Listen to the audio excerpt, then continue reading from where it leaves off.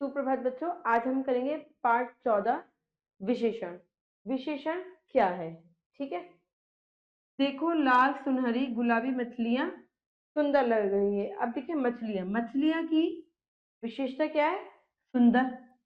मछलियों की विशेषता क्या है? सुंदर।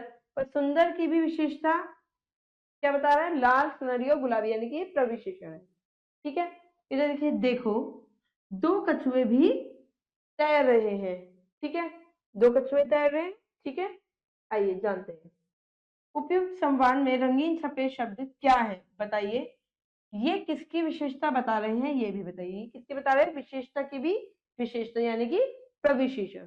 ठीक है, आइए जानते हैं। मनु और मीरा सैर को निकले। मनु और मीरा सैर को निकले। दूर दूर तक नीला आसमान, शीतल हवा और जगमग तारे थे। आसमान की विशेषता क्या हुई? नीला। हवा की क्या हुई? शीतल। और तारों की विशेषता क्या हुई? जगमग। जगमग तारे। कहीं कहीं बादल, नरम नरम गद्दे। गद्दों की विशेषता क्या है? नरम नरम, गद्दों की तरह। ठीक है, उपयुक्त वाक्यों में रंगीन छपे शब्द नीला, शीतल, जगमग, नरम साथ आई संज्ञा की विशेषता बता रहे हैं। ठीक है, गद्दों की विशेषता बताया, आसमान की विशेषता नीला। विशेषता बताने वाले शब्द क्या कहलाते हैं? विशेषण कहलाते हैं, जो शब्द विशेषता बताते हैं।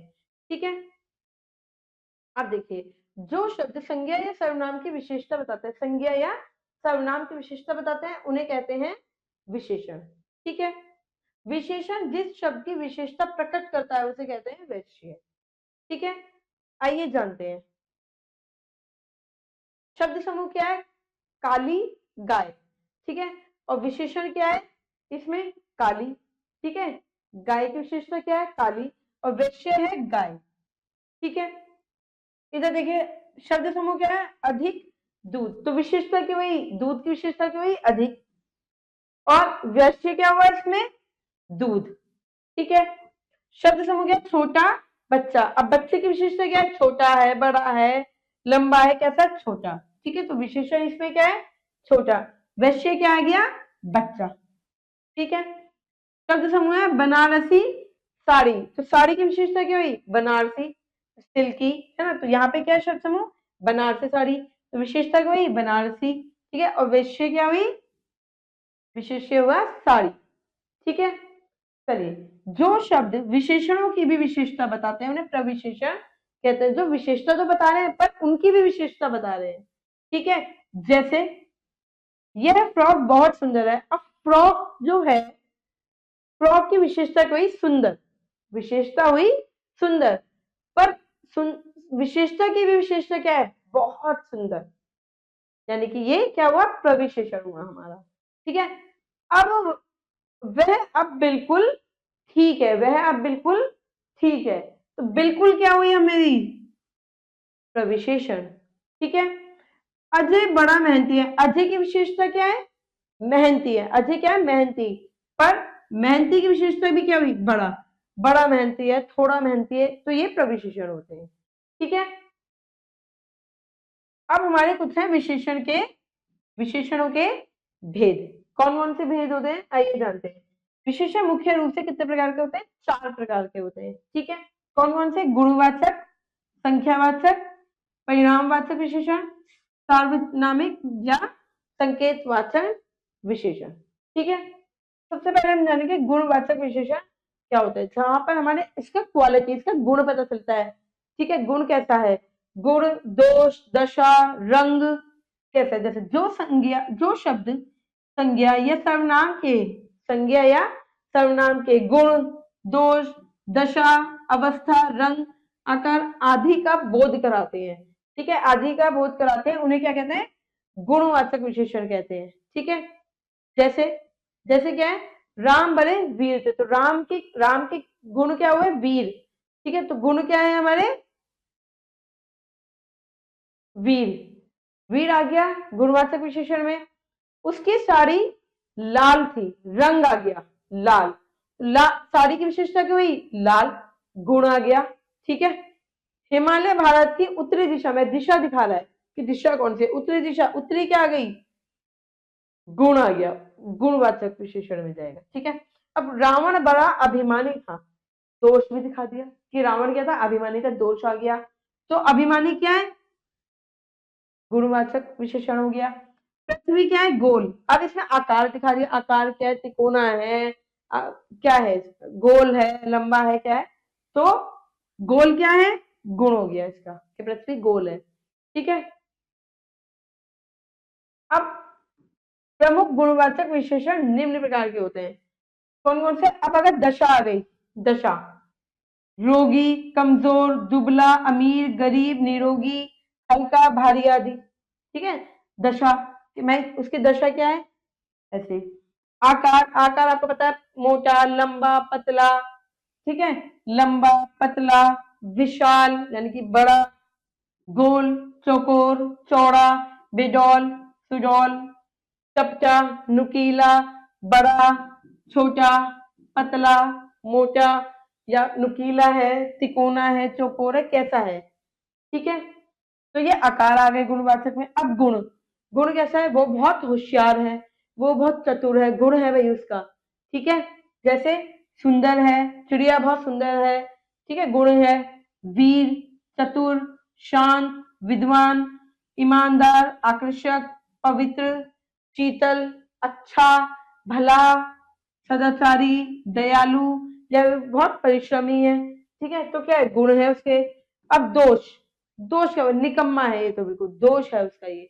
ठीक है, निकम्मा है, मूर्ख, कायर, डरपोक है, आलसी है, निकम्मा है, क्रूर, अभिमानी, नीच, झूठा, दुराचारी, मक्कार, दुष्ट, बुरा, ये सब क्या है, दोष है। ठीक है, ये सब गुणवाचक में आते हैं। अब है स्पर्श, स्पर्श क्या है, जब आप किसी चीज को छूते हो तो स्पर्श होता है। ठीक है, महसूस। ठीक है, क्या है, कोमल, भाई आप कोमल कैसे कैसे पता लगाओगे कोमल है, स्पर्श करके। ठीक है, ठीक है, कंबल बहुत कोमल है, बहुत सॉफ्ट है, कैसे पता लगाओगे, ऐसे दूर से तो पता नहीं चलेगा, आपको उसे छू के देखना पड़ेगा, यानी कि स्पर्श करना पड़ेगा आपको। कठोर है, खुरदुरा, खुरदुरा कैसे पता चलेगा, स्पर्श करके। चिकना आदि। ठीक है, अब दिशा, दिशा क्या होता है, पूर्व दिशा, उत्तरी दिशा। ठीक है, पूर्वी, पश्चिम, उत्तरी और दक्षिण, 4 दिशाएं होती हैं। स्वाद कैसे पता चलेगा आपको, स्वाद सत्य पता चलेगा, जैसे भाई खट्टा है, कैसे पता चलेगा खट्टा है, मीठा है, कैसे पता चलेगा। ठीक है, मीठा, नमकीन, चटपटा, कड़वा। ठीक है, कैसे पता चलेगा, स्वाद के अनुसार हमें पता चलेगा। ये सब क्या होता है, गुण है। ठीक है, अब संख्या विशेषण क्या होता है, जिसमें हमें संख्या पता चल रही हो, 1 2 3 4 संख्या आएगी इसमें, इसके नाम से स्पष्ट संख्यावाचक विशेषण कहलाते हैं। जिन शब्दों से किसी संज्ञा सर्वनाम की संख्या का बोध होता है वे क्या कहलाते हैं, संख्यावाचक विशेषण कहलाते हैं। जैसे अयोध्या में एक राजा राज्य करते, एक, एक क्या दिखा रहा है, वो हमें संख्या दिखा रहा है। ठीक है, उसकी 3 रानियां थी, कितनी रानियां थी, 3, फिर संख्या दिखाई। उनके 4 पुत्र थे, संख्या दिखाई, कितने पुत्र थे, 4। ठीक है, दशरथ से रानी कैकेयी ने अपने 2 वर मांगे, कितने वर मांगे, 2, संख्या दिखा रहा है। अब देखो पहले, पहले क्या दिखा रहा है, संख्या दिखा रहा है। पहले में अपने पुत्र भरत के लिए राज्य और दूसरे में राम को 14 वर्ष का वनवास। ठीक है, दूसरे क्या दिखा रहा है, संख्या दिखा रहा है इसमें भी। ठीक है, 14 वर्ष संख्या है, तो इसमें क्या है, किसी न किसी संज्ञा की संख्या का बोध करा रही है, कोई ना कोई संख्या आ ही रही है। ठीक है, तो ये क्या, अब ये भी 4 प्रकार के, 2 प्रकार के होते हैं। ये संख्यावाचक कितने प्रकार के होते हैं, 2 प्रकार के होते हैं। ठीक है, कौन कौन से, निश्चित संख्यावाचक विशेषण और अनिश्चित संख्यावाचक। इसके नाम से स्पष्ट हो रहा है, निश्चित संख्यावाचक विशेषण, जिसमें जो हो संख्या माने निश्चित हो। ठीक है, जैसे इन विशेषणों से विषय की निश्चित संख्या का बोध होता है। ठीक है, विषय की निश्चित संख्या। ठीक है, जैसे कि 10 पुस्तकें, 10 पुस्तकें, तिगुने फल। ठीक है, निश्चित है। 20 विद्यार्थी, ठीक है, 4 आदमी, 1000 रुपए प्रत्येक बच्चा। ठीक है, निश्चित है। पर और निश्चित संख्यावाचक विशेषण में क्या होता है, निश्चित नहीं होता है कुछ भी। जैसे इन विशेषणों से विषय की निश्चित संख्या का बोध नहीं होता, जैसे कम, थोड़ी, ठीक है, जैसे थोड़ी पुस्तकें पर कितनी, संख्या नहीं दी हुई है। ठीक है, 20 है, 30 है, संख्या किसमें जाएगी, निश्चित में। पर अनिश्चित में क्या है, संख्या दी नहीं होती, थोड़ी पुस्तकें, कुछ लोग, कितने लोग ये नहीं पता आपको, कुछ लोग। ठीक है, 50, 50 मजदूर, पता ही नहीं है, बस 50 मजदूर। ठीक है, हजारों लोग, थोड़े विद्यार्थी, पता नहीं है आपको, अनिश्चित है ये, निश्चित नहीं है आपकी संख्या। सैकड़ों पशु, पता ही नहीं कितने, पर हमने बोलते थे सैकड़ों तारे, तारे बहुत सारे होते हैं, पर हमें पता तो नहीं कितने होते हैं, अनिश्चित है। ठीक है, अनेक वृक्ष। ठीक है, अब होता है, अब हम जानेंगे परिमाणवाचक विशेषण क्या होता है। ठीक है, जो विशेषण किसी वस्तु की माप या तौल संबंधी, माप तोल विशेषता बताते हैं, माप तोल। ठीक है, जैसे हम दूध लेते हैं, ये 1 लीटर दे दो, 2 लीटर दे दो, ऐसे। ठीक है, रेणु की माता जी नौकर को अपने साथ बाजार ले गई। ठीक है, वहां उन्होंने 1 किलो टमाटर, 1 किलो क्या है, क्या है, माप तोल, माप रहे हैं, 2 किलो। ठीक है, थोड़ा धनिया और थोड़ी हरी मिर्च। ठीक है, थोड़ा धनिया और थोड़ी हरी मिर्च, 100 ग्राम अदरक, 100 ग्राम, आधा किलो मटर, आधा किलो। ठीक है, किसी वस्तु की माप तोल संबंधी चीजें, 1 लीटर, 1 लीटर, खाने का तेल, 2 किलो चीनी। भाई हम तुलवाएंगे ना, 1 किलो दूध भी तुलवाएंगे, 2 किलो हम चीनी भी तुलवाएंगे, तोल के तो देगा वो हमें, ऐसे तो देगा नहीं, तोल के देगा वो हमें। ठीक है, चीनी खरीदी, लौटते समय उन्होंने घी और 2 मीटर कपड़ा भी खरीदा। अब कपड़ा 2 मीटर ऐसे थोड़ी दे देगा वो आपको क्या करेगा, नाप के देगा 2 मीटर कपड़ा। ठीक है, तो ये माप तोल वाले होते हैं परिमाणवाचक।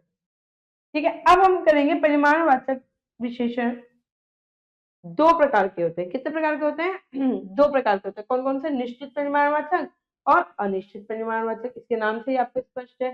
ठीक है, जैसे इन विशेषणों से वस्तु या पदार्थ की निश्चित मात्रा का बोध होता है। 1 किलो, 1 किलो चावल, ठीक है, निश्चित मात्रा, 1 किलो चावल, 2 किलो आटा, 3 किलो चीनी, है ना, 3 बीघा जमीन, निश्चित है। 2 लीटर तेल, निश्चित है, 2 लीटर तेल लेकर आई, निश्चित है, 2 लीटर लेकर आई। ठीक है, अनिश्चित परिमाण क्या होता है, जैसे हम थोड़ा सा घी दे दो, थोड़ा सा, पता नहीं कितना, ठीक है, थोड़ा सा घी ले लिया, ये थोड़े से चावल। इन विशेषणों से वस्तु या पदार्थ की निश्चित मात्रा का बोध नहीं होता, जैसे थोड़ा घी, ठीक है, घड़ों पानी, कुछ, कुछ क्या है, नमक, इससे अनिश्चित, निश्चित नहीं है। ठीक है, अब हम करेंगे परिमाणवाचक तथा संख्यावाचक विशेषणों में अंतर क्या है। ठीक है, परिमाणवाचक जो नापतोल करते, जिससे हम नापतोल करते हैं। ठीक है, और संख्यावाचक संख्या बताता है। ठीक है, कुछ वस्तुओं की गिनती की जा सकती है, जबकि कुछ वस्तुओं को गिना नहीं जा सकता। ठीक है, उन्हें नापा या तोला जा सकता है। भाई चावल है, चावल आप ऐसे 1 2 3 4 थोड़ी ना गिनोगे, चावल तोला जाता है। ठीक है, जिन वस्तुओं की गिनती की जा सकती है, उनकी संख्या का बोध कराने वाले शब्द संख्यावाचक कहलाएंगे। ठीक है, और तथा वस्तुओं का परिमाण यानी कि मात्रा या माप बताने वाले शब्दों को परिमाणवाचक विशेषण कहा जाता है। भाई संख्या में तो संख्या बताएगा, 4 है, 10 है, 12 है, कितनी है, पर परिमाणवाचक में वो नापतोल करेगा, 10 किलो दूध, 10 लीटर दूध, ठीक है, 2 किलो चावल, चावल ऐसे गिनेगा तो नहीं, वो तोलेगा उसको। ठीक है, अब संख्यावाचक में क्या है, मैंने 2 सेब खरीदे, पता है उसको 2 सेब खरीदे, पर 2 किलो आम खरीदे, 2 किलो आम में उन्हें आम नहीं बताया कितने, 2 किलो आम खरीद के लाया। ठीक है, संख्यावाचक में क्या है, हॉल में थोड़े दर्शक हैं, संख्या तो है, ठीक है, थोड़े दर्शक है। पर परिमाणवाचक में क्या है, थोड़े चावल ले आओ, थोड़े चावल ले नहीं पता, चावल गिन के थोड़ी लाएगा, 4 दाने चावल के, 2 दाने चावल के, ठीक है, थोड़े चावल ले आओ। ठीक है, अब हम करेंगे सार्वजनिक या संकेतवाचक विशेषण होता क्या है। जो सर्वनाम विशेषण के रूप में प्रयुक्त होते हैं, उन्हें सार्वजनिक विशेषण कहा जाता है, जो सर्वनाम विशेषण के रूप में प्रयोग होते हैं। जैसे यह लड़का कब आया, यह क्या है, सर्वनाम है। ठीक है, वह घर किसका है, वह पूछ रहा है वह घर किसका है, तो वह क्या है, ये भी सर्वनाम है। ठीक है, अब किस आदमी से मिलना है, किस, ये गुब्बारे हमारे हैं। ठीक है, आपको पता है सर्वनाम है ये सारे। कोई बच्चा रो रहा है, वह लड़का बहुत से कपड़े ले आया। ये सब क्या है? सार्वजनिक विशेषण। ठीक है, सर्वनाम और सार्वनामिक विशेषणों में अंतर क्या है? ठीक है, सार्वनामिक विशेषणों में अंतर जानिए। चलिए, जब किसी सर्वनाम के बाद कोई संज्ञा प्रयुक्त हो, सर्वनाम के बाद संज्ञा आए, तो वह सर्वनाम, वह सार्वनामिक विशेषण बन जाता है। ठीक है, क्योंकि क्या आ रहा है, संज्ञा के, जब किसी सर्वनाम के बाद अगर संज्ञा है तो, ठीक है, तो यदि सर्वनाम संज्ञा के स्थान पर प्रयुक्त हो तो सर्वनाम कहलाते हैं।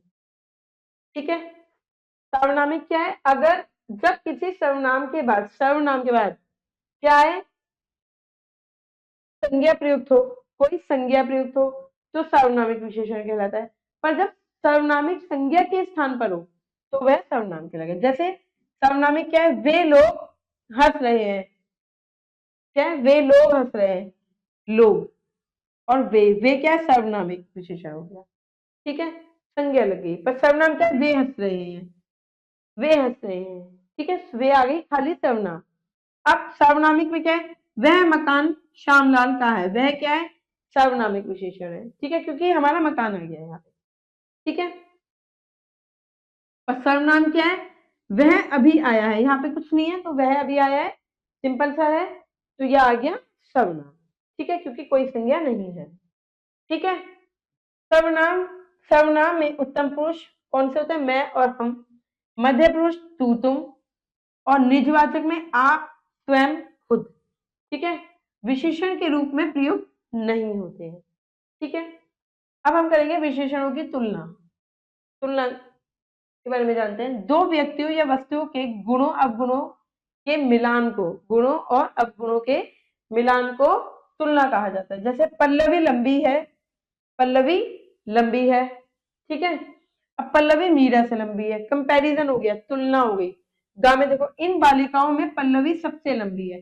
पहले तो उन्होंने बोला पल्लवी लंबी है, एक के बारे में बात, उसके बाद कंपैरिजन कर दिया इन्होंने, पल्लवी मीरा से लंबी है, मीरा से। ठीक है, अब इन बालिकाओं में पल्लवी सबसे लंबी है। ठीक है, अब रोहित मोटा है, रोहित क्या है? मोटा है। अब रोहित अनु से मोटा है, अनु अनु से मोटा है, और इन लड़कों में रोहित सबसे मोटा है। तुलना कर दी इन्होंने, पहले तो खुद बोला, फिर अनु से तुलना कर दी, फिर सबसे तुलना कर दी। ठीक है, वर्ग क देखते हैं। वर्ग क में पल्लवी अथवा रोहित की किसी से तुलना नहीं की गई है, किसी से तुलना नहीं की यहाँ पे। ठीक है, यहाँ उनके विशेषण को मूल रूप में प्रस्तुत किया गया, मूल रूप में प्रस्तुत किया गया यहाँ पे। ठीक है, कि पल्लवी क्या है? लंबी है, लंबी क्या ऐसी विशेषता है? रोहित मोटा है, रोहित की विशेषता क्या है? मोटा। ठीक है, पर ख में दो व्यक्तियों की परस्पर तुलना की, इन दोनों की क्या है? तुलना कर दी कि पल्लवी मीरा से लंबी है, दोनों में तुलना कर दी। ठीक है, वर्ग ग में क्या है? पल्लवी तथा रोहित को उनके वर्ग में सबसे बढ़कर बताया गया है। ठीक है, इस प्रकार हम विशेषण को तीन अवस्थाओं में बांटते हैं, तीन अवस्थाओं में बढ़ जाती है ऐसी विशेषण दिखते हैं। मूल अवस्था, उत्तरावस्था और उत्तमावस्था। मूल अवस्था को देखते हैं हम पहले। ये मूल अवस्था क्या है? इसमें किसी व्यक्ति की सामान्य विशेषता बताई जाती है, जैसे सरिता लंबी है, बस इसमें व्यक्ति की विशेषता बता दी कि क्या है, जैसे रोहन लंबा है। ठीक है, सामान्य विशेषता है। अब उत्तरावस्था में क्या होती है? दो व्यक्तियों के बीच तुलना, इनमें दो व्यक्तियों या वस्तुओं के परस्पर तुलना में एक की अधिकता तथा दूसरे की न्यूनतम पाई जाती है। जैसे सरिता लता से लंबी है, इसमें दोनों में कंपैरिजन होता है, तो दोनों की तुलना। और उत्तमावस्था में क्या होती है? इसमें दो से अधिक व्यक्तियों या वस्तुओं की तुलना करके किसी एक को सबसे न्यून या अधिक बताया जाता है। जैसे रचिता कक्षा में सबसे लंबी छात्र है, सबको न्यून बता दिया है और रचिता को ऊपर उठा दिया है कि सबसे लंबी रचिता है पूरी कक्षा में। ठीक है, तत् और तम प्रत्यय लगाकर विशेषणों की रचना। अब देखो, मूल मूलावस्था क्या है? प्रिय, प्रिय। मूल अवस्था क्या है? प्रिय। उत्तरावस्था क्या है? प्रियतर। और उत्तमावस्था क्या है? प्रियतम। ठीक है, इधर देखिए, मूल अवस्था प्रिय, उत्तरावस्था प्रियतर और उत्तमावस्था प्रियतम। फिर से मूल अवस्था आ गई घनिष्ठ और उत्तरावस्था आ गई घनिष्ठतर और उत्तमावस्था आ गई घनिष्ठतम। ठीक है, मूल अवस्था क्या है वृहत, उत्तरावस्था क्या है बृहत्तर और उत्तमावस्था क्या है बृहत्तम। ठीक है, मूल अवस्था क्या है विशाल, उत्तरावस्था विशालतर और उत्तमावस्था क्या है विशालतम। कुछ और उदाहरण देखेंगे। मूल अवस्था क्या है सुंदर और उत्तरावस्था सुंदरतर और उत्तमावस्था क्या है सुंदरतम। ठीक है, मूल अवस्था मधुर, उत्तरावस्था मधुरतर और उत्तमावस्था क्या है मधुरतम। मूल अवस्था कठिन, उत्तरावस्था कठिनतर और उत्तमावस्था कठिनतम। इधर देखिए कुछ उदाहरण। मूल अवस्था क्या है न्यून, न्यून और उत्तर अवस्था क्या है न्यूनतर और उत्तमावस्था क्या है न्यूनतम। मूल अवस्था है यहाँ पे श्रेष्ठ और उत्तर अवस्था है यहाँ पे श्रेष्ठतर और उत्तमावस्था है श्रेष्ठतम। मूल अवस्था क्या है तीव्र, उत्तरावस्था क्या है तीव्रतर और उत्तमावस्था क्या है तीव्रतम। ठीक है, अब है विशेषणों की रचना। रचना को जानते हैं। विशेषण दो प्रकार के होते हैं, मूल विशेषण और यौगिक विशेषण। ठीक है, मूल विशेषण क्या है कुछ शब्द मूल रूप में विशेषण होते हैं, मूल रूप में। जैसे काला, काला हमारा मूल रूप है। ठीक है, इसको बदला नहीं जा सकता। मोटा, सुंदर, चतुर, महान, वीर आदि ऐसे शब्द मूल विशेषण कहलाते हैं। ठीक है, अब यौगिक विशेषण क्या है कुछ शब्दों जैसे संज्ञा, सर्वनाम, क्रिय, अव्यय आदि में उपसर्ग तथा उपसर्ग अथवा प्रत्यय लगाकर विशेषणों की रचना की जाती है। ऐसे विशेषण यौगिक विशेषण कहलाते हैं। ठीक है, जैसे वर्ष से वार्षिक, इतिहास से ऐतिहासिक, रस से रसीला, पुष्प से पुष्पित। ठीक है, आइए जानते हैं इनको। अब संज्ञा और विशेषण जानते हैं। संज्ञा शब्दों से निर्मित विशेषण। ठीक है, आइए जानते हैं। संज्ञा क्या है गुण और गुण। ठीक है, और विशेषण क्या होगा गुणी। संज्ञा क्या है योग और विशेषण क्या होगा योगी। संज्ञा क्या है रोग और विशेषण होगा रोगी।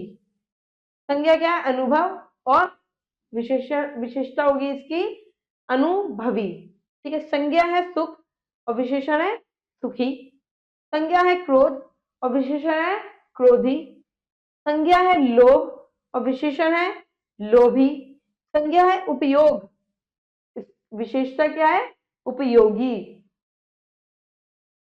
इधर संज्ञा है काटा। ठीक है, और टंग कंटीला, विशेषता क्या है कंटीला। लचक, संज्ञा है लचक और विशेषण क्या है लचीला। संज्ञा है पुत्र और विशेषण है पुत्रवान। संज्ञा है रूप और विशेषण है रूपवती। संज्ञा है पंजाब और विशेषण क्या आ गई पंजाबी। संज्ञा है इलाहाबाद और विशेषण क्या है इलाहाबादी। संज्ञा है दुख और विशेषण है दुखी।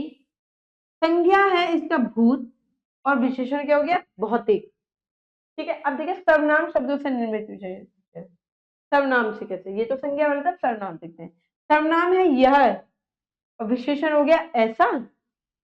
सर्वनाम है तुम और विशेषण हो गया तुम्हारा।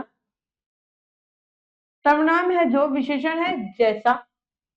सर्वनाम है कौन, विशेषण है कैसा। सर्वनाम है वह, विशेषण है वैसा। सर्वनाम है मैं और विशेषण है मुझसा। ठीक है, अब हम जानेंगे क्रिया शब्दों से निर्मित विशेषण। क्रिया शब्दों से, क्रिया क्या होता है बनाना, चलना, खाना, पीना। ठीक है, बनाना और विशेषण कहलाएगा बनावटी। ठीक है, क्रिया है देखना और विशेषण क्या आएगा दिखावटी। क्रिया है घूमना और विशेषण आएगा घुमक्कर। ठीक है, क्रिया है उड़ना और विशेषण है उड़ाऊ। क्रिया है कमाना और विशेषण क्या है कमाऊ।